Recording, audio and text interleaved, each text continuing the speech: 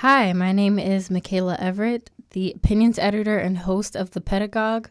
With me today are columnists May Alvera and Rachel Shaw. And today we will be talking about the four fraternities that have been suspended from Texas State following the death of student Jordan Taylor in the past Halloween weekend last semester. So, May, do you think these four fraternities should have been suspended and why? Yeah, I think they absolutely should have been suspended. A young woman had to lose her life for the university to finally take action against the problematic and toxic behavior that a lot of fraternities perpetuate. And I think it's very sad that someone had to die for that to happen.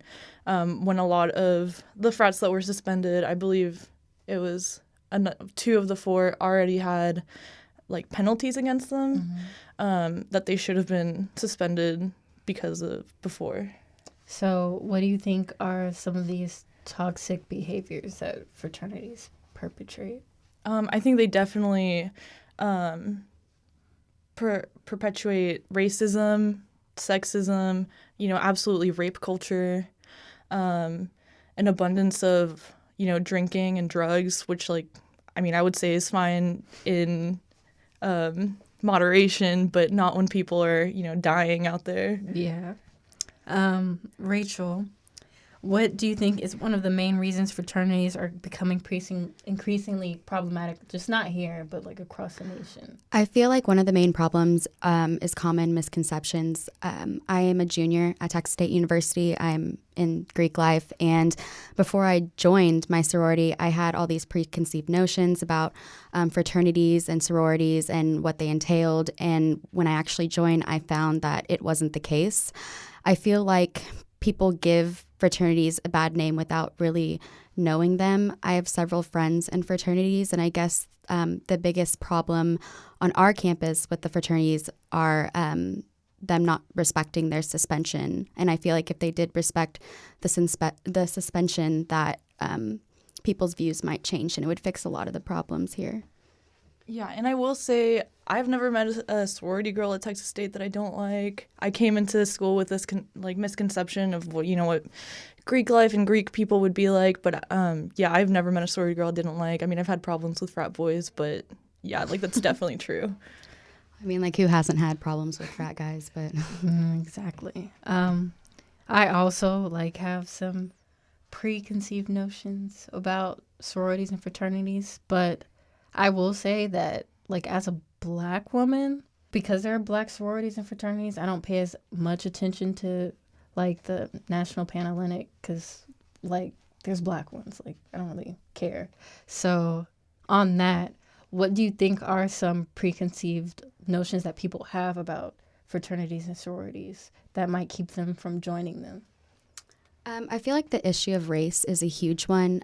For my sorority, which is Delta Zeta, I can say we have a bunch of different nationalities. I'm Middle Eastern. We have several Black members. We have Asian members. And so it's just my sorority is very accepting. I don't know that much about the other ones. Another preconceived notion is that all sorority members and fraternity members do is drink and party. And while drinking, does play a role in fraternities and sororities, it's not about that. It's about sisterhood. It's about community service. I know that last year we raised over $20,000 for our philanthropy, and that money is donated for a good cause. Mm-hmm. I've made several connections through the sorority, and I've gained a lot of insight, and I feel like I've grown as a woman with the sorority. As far as fraternity goes, I've never been in them, so I don't know, and I'm sure there's good members and bad members in each one. So May, where do you think Greek organizations are going wrong in regards to their image and being more inviting, and how can they fix that? I don't know about regardless of their image, because I think that's very important. If you were to ask somebody on campus what's the racist frat, everybody knows who it is, and that itself is a really big problem.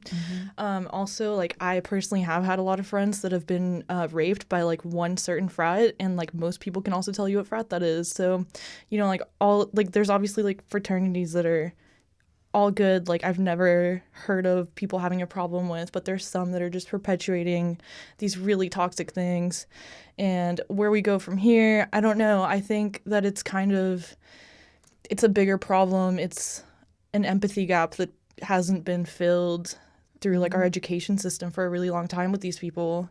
And, you know, they find people that are like them and that like look like them or, you know, behave like them or have the same interests, and they still don't bridge that empathy gap. So I think it's about going out there and, you know, really finding people that are different from you and starting conversations with them and starting to see them as people rather than objects or lesser beings. You know, I completely agree with that. There are fraternities that won't accept certain members and are very hateful towards them, and I've chosen not to associate with them.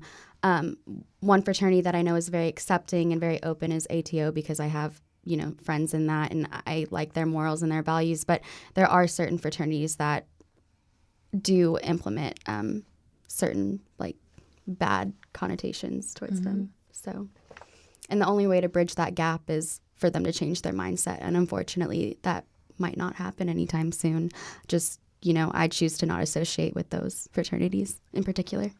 Yeah, and it's this very damaging mindset that can lead to all sorts of issues like rape and alcohol abuse and, you know, the death of a student. So do you think the university will issue a statement about Jordan Taylor and these 4 suspensions? And if they do, what do you think it should entail? As far as I know, they haven't issued a statement regarding Jordan and the suspension of 4 fraternities. It's kind of all been hearsay and talk, and a lot of rumors have gone around. And I think the university should most definitely issue that statement to just kind of clear up misconceptions about the death and the situation. Jordan was an amazing woman. She was so loved by everyone, and I think it's important that people know what really is going on. And I know several fraternities who are suspended still are having parties and events. And I think if people knew that they were actually suspended and what they were going through, then maybe they wouldn't attend these parties and be a little bit more respectful. So yeah, I think the statement should be issued soon. May, do you also think it's disrespectful for these frats to continue partying and like carrying on like business as usual, even though someone within their community has literally died? Oh, yeah, absolutely. I mean, it just makes no sense to me. If you really, you know, claim that your organization is about sisterhood and brotherhood, then you need to stand by those people and, you know, not really put partying first, because that just goes against everything that you should be advocating for. So how do we as a university grow from this experience? I think a lot of it has to do with how easy administration is on Greek organizations, but most of all, it's up to the people in these organizations themselves to go out of their way to unlearn these problematic behaviors and to take a good look at themselves and, you know, ask themselves how they're perpetuating things that they maybe don't even know or like want to perpetuate. And, you know, go out there and have conversations with people that don't look like them or aren't, you know, of the same gender, and learn to respect them. Yeah, in college, you know, if you only hang out with the same people, it's going to hurt you in the real world, because when you enter the real world and you step out of Texas State University and your fraternity and your circle that you've surrounded yourself with, it's very diverse, and you need to be subject to that. And I think the best way to move forward is to just respect the suspension, really become aware. I know that, you know, fraternities do have bad names, so do sororities. It's because of the media, it's because of movies. And I've seen, you know, a very loving side of the fraternities and sororities. I love mine, and I have gotten to experience being in one, thankfully. But if we don't start to really step up and change our behaviors and change our actions, then we're going to continue to have a bad name, and that would be heartbreaking for me. Wow. Thank you. Thanks for listening to The Pedagog. This is Michaela Everett signing out with Rachel and May. Hope you have a good week. Bye, guys.